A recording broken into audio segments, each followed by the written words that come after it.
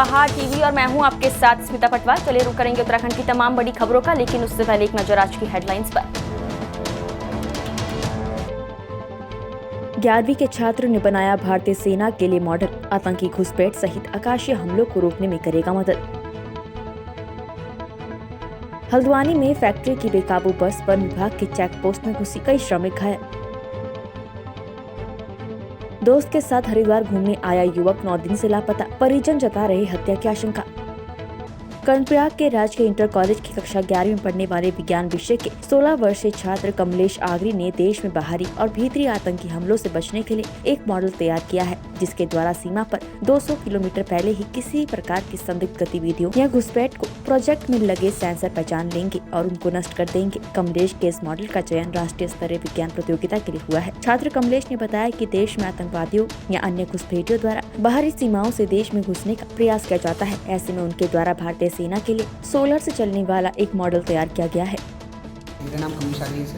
मैं कक्षा 11-11 की मैं GIC कर्णप्रयाग का एक छात्र हूँ। मेरे द्वारा ये सूक्ष्म बॉर्डर सिक्योरिटी सिस्टम का निर्माण किया गया है सर, जिसके बारे में अगर हम बाहरी आतंकवाद को किस टाइप से हटा सकते हैं हमारे देश से और घुसपैठ को कैसे रोक सकते हैं इन्फिल्ट्रेशन के हिसाब से, तो उस चीज़ के लिए हमने आर्टिफिशियल इंटेलिजेंस को ध्यान में रखते हुए बॉर्डर सिक्योरिटी सिस्टम का इसमें बनाया है। इसमें मैंने 3 या फिर 15 तरीके से ज़्यादा का तरीके से हम कैसे अपनी बॉर्डर को सिक्योर कर सकते हैं ऐसे इंस्ट्रूमेंट लगाए हैं। और हमारी बॉर्डर को सिक्योर करने के लिए मेरा कुछ योगदान अगर देश के लिए मिले तो ये चीज़ों को मैंने ध्यान में रखते हुए बॉर्डर सिक्योरिटी सिस्टम बनाया है। बच्चे का जो विज्ञान महोत्सव जो कार्यक्रम है, इसमें उसने जो अपना मॉड्यूल तैयार किया है वो बेहतरीन से बेहतरीन उसने जो है अपना राज्य स्तर पर अपना प्रदर्शन किया और राज्य स्तर पर जो है उसका प्रथम स्थान पड़ा। और इसके बाद जो है राष्ट्रीय विज्ञान महोत्सव के लिए जो है बेंगलोर के लिए जो है चयनित हुआ है। और हमारा पूरा विद्यालय परिवार जो है कमलेश आगरी के लिए जो है धन्यवाद देना चाहता है, बधाई देना चाहता है कि वो देश हित में जो इस प्रकार से जो है सुरक्षा ये घुसपैठियों से जो जिस प्रकार से जो आतंक होता है उसको बचाने के लिए बच्चे की जो एक पहल है, जो सोच है, वो सोच जो है हमारे देश के जो है काम आएगी। इन्हीं आशाओं और उम्मीदों के साथ मैं बच्चे की जो है हार्दिक शुभकामनाएं देता हूं कि बच्चा जो है बच्चा ही नहीं पूरा देश जो है इससे जो मॉड्यूल है उससे जो है सुरक्षित का हमारे जो स्टेट लेवल का जो विज्ञान महोत्सव था उसका आयोजन किया गया और वहाँ पर इस बच्चे ने प्रथम स्थान प्राप्त किया और इसका सिलेक्शन अब नेशनल की हुआ। बेंगलोर में इसका अब जो नेशनल हमारी जो विज्ञान महोत्सव का आयोजन होगा बेंगलोर में होगा, संभवतः दिसंबर या जनवरी फर्स्ट वीक में हो जाएगा। तो उस समय हम चाहते हैं कि बच्चा वहाँ भी जो है नेशनल लेवल पे इसका अपना अच्छा प्रदर्शन करे। और इसका जो सिस्टम है ये देश के लिए और हमारे बॉर्डर को सिक्योर करने के लिए हम इन फ्यूचर हमारा इसका सदुपयोग हो, यही हम चाहते हैं। और ये हम इसको आशीर्वाद देते हैं कि इसका मॉडल वो नेशनल के लिए काम आए, हमारे सैनिकों को मतलब और ये बॉर्डर को सिक्योर करने में, हमारे सैनिकों को आत्मरक्षा करने में उसमें ये मदद करे। ये हमारी इससे उम्मीद भी है और यह हमारा आशीर्वाद भी है। जोशीमठ में दिनों दिन बढ़ रहे भूमि कटाव और भू धसाव से नगर वासियों के अंदर डर बढ़ने लगा है। पिछले 4 महीने से नगर में भू कटाव में तेजी आने लगी है। नगर के सुनील वार्ड, स्वी, मनोहर बाग, कमत, गांधीनगर, रविग्राम के कुछ क्षेत्र में तेजी से भूमि कटाव बढ़ा है, जिस कारण से 300 से अधिक मकान जमींदोज होने वाले हैं। बर्फ के मौसम को देखते हुए इन मकानों में रहना खतरे से खाली नहीं है, लेकिन अभी तक प्रशासन द्वारा लोगों की रहने की वैकल्पिक व्यवस्था न किए जाने से लोग जान जोखिम में डालकर इन दरख्त मकानों में रहने को मजबूर हैं। नगर पालिका के सभागार में नगर वासियों ने बैठक कर तेजी से बढ़ रहे भू धसाव को देखते हुए आगामी रणनीति तय कर आंदोलन का निर्णय लिया। आम सहमति बनी कि सोमवार को प्रशासन को ज्ञापन देने के बाद 24 दिसंबर को जोशीमठ मुख्य बाजार में एक विशाल जुलूस प्रदर्शन किया जाएगा। संदर्भ में आज पूरे जोशीमठ के प्रमुख लोग, संभ्रांत लोगों की एक बड़ी बैठक हुई है और उस बैठक में तय किया गया है कि 24 तारीख को 24 दिसंबर को शनिवार के दिन पूरे जोशीमठ की जनता हजारों की तादाद में सड़क पर उतरेगी और सरकार को चेतावनी देगी और घेरा डालो डेरा डालो इस तहसील जोशीमठ में ये आंदोलन होगा। और ये जो भूस्खलन का सवाल है इसमें प्रमुख सवाल लोगों के विस्थापन का सवाल, ये जो बाईपास बन रहा है उसका सवाल, NTPC की जो सुरंग है जिसकी वजह से ये हुआ है और NTPC के साथ जोशीमठ के लोगों का समझौता है जिसमें NTPC ने कहा था 2010 में NTPC ने कहा कि हम आपके घर मकानों का बीमा करेंगे और आज उनकी सुरंग की वजह से जोशीमठ के सैकड़ों लोग जो है सड़क पर आने को मजबूर। मसूरी में टीम संघर्ष के सदस्यों द्वारा युवाओं में बढ़ रहे नशे की लत को लेकर चिंता व्यक्त की गई, जिसको लेकर मसूरी के होटल में आयोजित पत्रकार वार्ता करते हुए टीम संघर्ष के सदस्य पूर्व छात्र संघ अध्यक्ष ने कहा कि मसूरी और आसपास के क्षेत्र में लगातार युवा नशे की चपेट में आ रहे हैं, जिसको लेकर सभी लोगों को जागरूक होना पड़ेगा।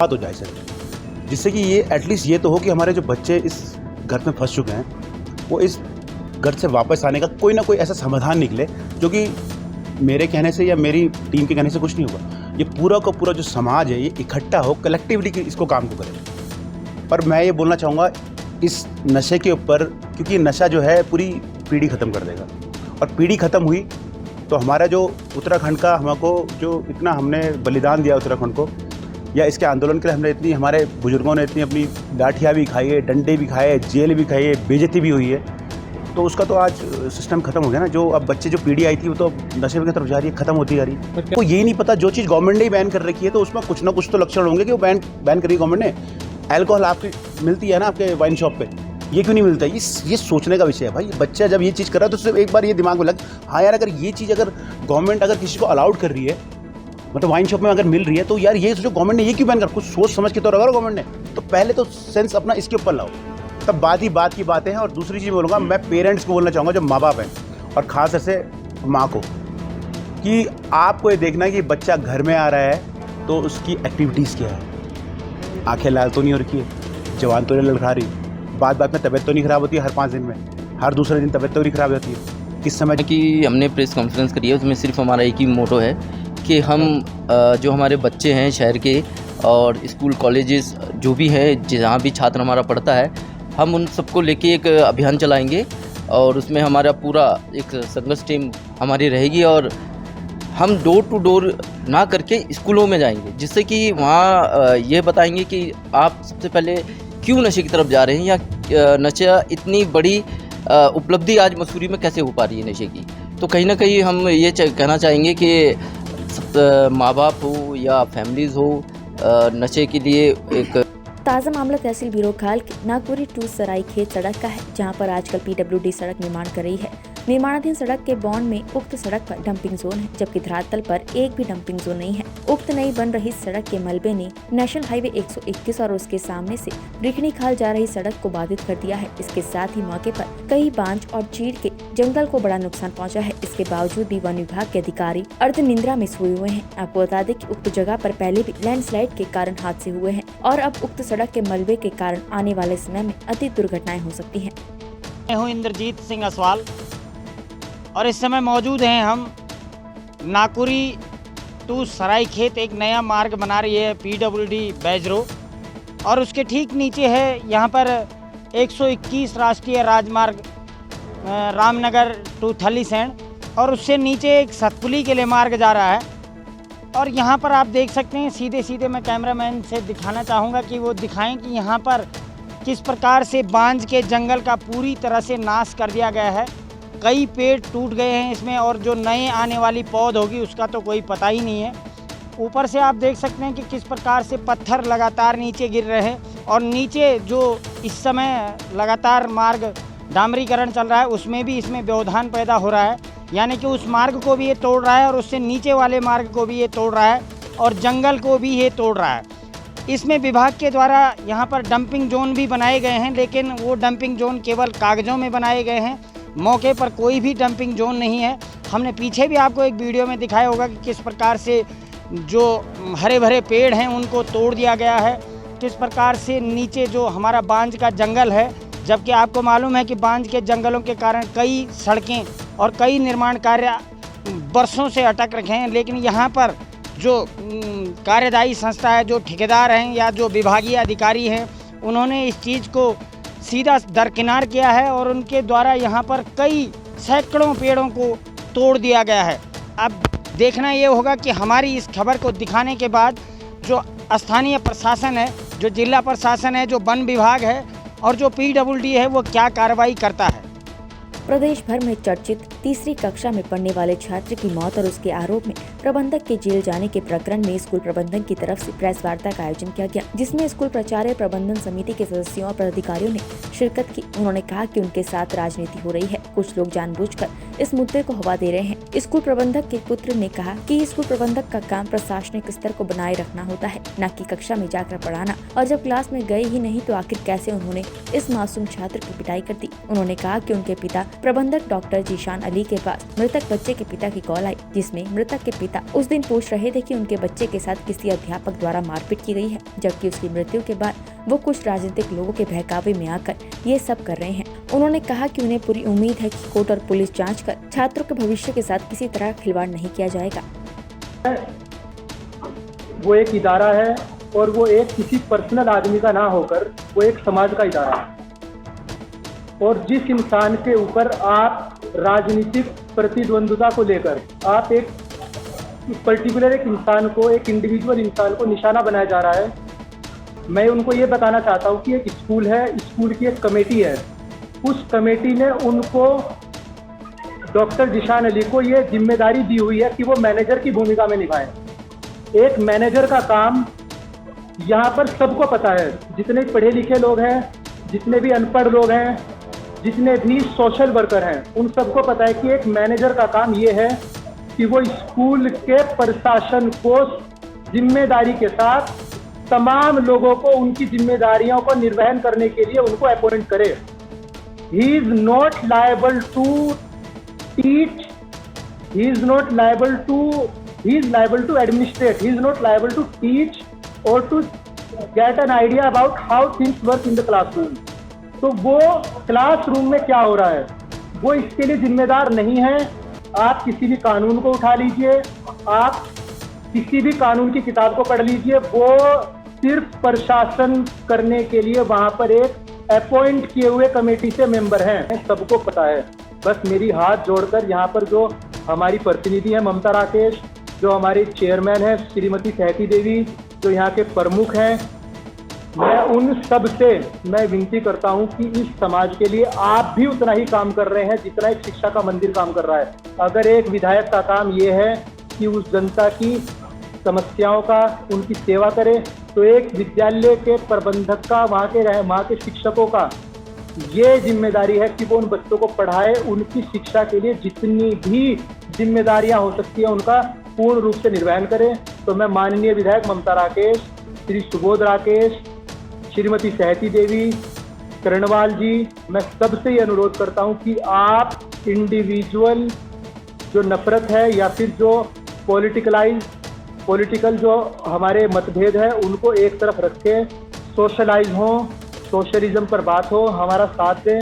सरकार से, हमें प्रशासन से मैं ये जो उन्होंने निर्णय लिया है नोडल अधिकारी का, मुझे उससे कोई आपत्ति नहीं, कोई गुनाह का काम नहीं हो रहा है, कोई गलत काम नहीं हो रहा है, कोई गलत रजिस्टर नहीं है।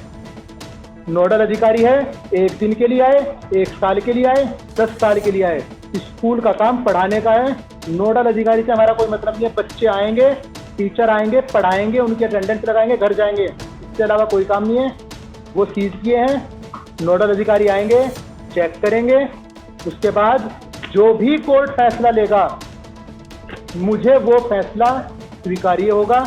और अगर कोई बच्चा ये कह दे कि ये काम गलत हुआ है तो मैं उसके साथ हूँ, मैं अपने पापा के खिलाफ खड़ा हूँ। जी हाँ जी, सलाम वालेकुम। कौन भाई? मैं सुफियान बोल रहा जी। वो अली की क्लास का मास्टर कौन है? सुफियान कौन भाई? भगवानपुर से महाराज आपका पढ़ो अली नाम का आपके स्कूल में। हाँ, क्या बात थी बताओ। उनने परसों उसका शिविर था और परसों जाकर की तबीयत खराब है और आज वो हमें एडमिट करना पड़ा सहारनपुर, उसको विजिट करवाने थे यहाँ से। मेरे सामने तो कोई मामला शिकायत नहीं भाई, इसलिए मैं कॉलेज में ही था। शिकायत गेल भेज दी थी, लमडा कहा था, मैं तो थाने आ गया। ठीक है जी, मैं आपको बता रहा जरा है, मेरे सामने पता करो, अपने स्टाफ से पता करो कोई शिकायत आई थी नहीं आई थी। मतलब फोन कर, छुट्टी हो चुकी है, कल पता करूंगा मैं। हाँ नहीं, मैं सलीम मास्टर को फोन करके पता करो। वो गेल बच्चे ने आगे बताया, मेरे सिर में दर्द हो रहा है, इस बात है जिन्हें गेल गड़े वाला लमडा आपके वहाँ जाकर उन्होंने खबर करी, मैं और कल वो पता बच्चा करूँगा। जो है एडमिट है वो। मैं कल पता करूँगा, लेकिन ऐसा कोई मामला मेरे सामने आया नहीं है। मैं कल पता करता हूँ, ठीक है भाई। हाँ, कल पता करें। का इंतकाल हुआ, उससे चंद घंटे पहले स्कूल के मैनेजर के पास एक फोन आता है। मेरे पास उसकी रिकॉर्डिंग है, शायद आप लोगों ने भी सुन ली होगी। उस रिकॉर्डिंग में उसके माँ बाप बिल्कुल शांति से स्कूल के मैनेजर को फोन करते हैं। फोन करके कहते हैं कि उस बच्चे को शायद किसी टीचर ने मारा है, और उसकी जो पुरानी चोट थी, जहाँ वो, मुझे नहीं पता कहाँ पुरानी चोट थी, मैं उसमें जाना भी नहीं चाहता हूँ, ना मुझे उससे कोई मतलब है, कि शायद वो चोट के जख्म हरे हो गए हैं। आप पता करिए कि वो टीचर कौन था। तो स्कूल के मैनेजर ने कहा कि अब छुट्टी हो गई है, सब टीचर घर चले गए हैं, मेरे संज्ञान में ऐसा कोई मामला नहीं आया है। कुछ चंद घंटे पहले उस बच्चे के पिता कह रहे हैं कि वो बच्चे को किसी टीचर ने शायद मारा है। बच्चे का इंतकाल हुआ, मैं उसके लिए जन्नतुल फिरदौस में आला मुकाम की दुआ करता हूँ। मैं उसके लिए जितनी दुआ हो सकती है मैं उतनी करूँगा, सब उसके लिए कम है। जिस बाप ने अपने बच्चे को खोया है उसका दर्द हम सब समझ सकते हैं, लेकिन मैं उसके जो पापा हैं, मैं उनसे ये गुजारिश करता हूँ कि अल्लाह के वास्ते, जो बच्चे के लिए आप मैनेजर को फ़ोन करके ये कह रहे हैं कि वो चंद घंटे पहले इससे बीमार हुआ, इसलिए वो एडमिट हो रहा है कि उसको शायद किसी टीचर ने मारा हो, आप चंद घंटे के बाद ऐसा क्या हो जाता है कि आप डायरेक्ट उस इंसान को जो स्कूल में आता भी नहीं है, जो 12 बजे स्कूल में आता है, सब मीडिया बंधु हैं, सबका स्कूल में आना जाना है, सामाजिक काम कर रहे हैं, सब हर सर्व समाज का, हर डिपार्टमेंट का आदमी आता है। बता दीजिए कौन कितनी सुबह आता है? जो इंसान ऑफिस में भी सुबह को 11 बजे आता है, 12 बजे आता है, चंद मिनट के बाद फिर वापस चला जाता है। क्या वो इंसान, क्या वो स्कूल का प्रिंसिपल जो पढ़ाने के लिए जिसका अधिकार भी नहीं है, क्या वो उस बच्चे 3rd क्लास के बच्चे का सर दीवार में मार?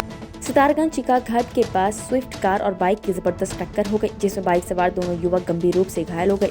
दोनों बाइक सवार घायलों को स्थानीय लोगों की मदद से 108 द्वारा सामुदायिक स्वास्थ्य केंद्र सितारगंज लाया गया। वहीं डॉक्टर रविंद्र सिंह ने बताया कि दोनों घायलों को प्राथमिक उपचार देकर Sushila Tiwari higher centre Haldwani refer कर दिया गया है। उत्तराखंड की तमाम बड़ी खबरों में फिलहाल इतना ही। बाकी खबरों के लिए देखते रहिए पहाड़ टीवी। नमस्कार।